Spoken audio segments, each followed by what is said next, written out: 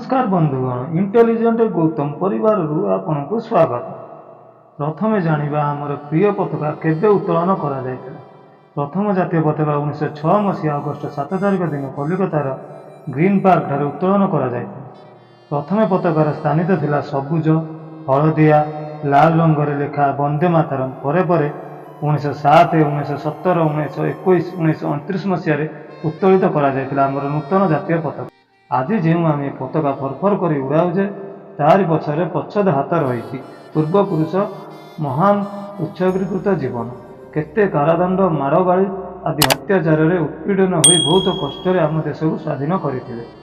जो वीर महान पुरुष मैंने आज तरांगायित तिरंगा पताका वीर दर्पर उड़ाइबा संकल्प नहीं हेले जातीय पिता महात्मा गांधी, सुभाष चंद्र बोस, लाल बालपाल, भगत सिंह, जवाहरलाल नेहरू, बक्सी जगबंधु एवं जयराज गुरु।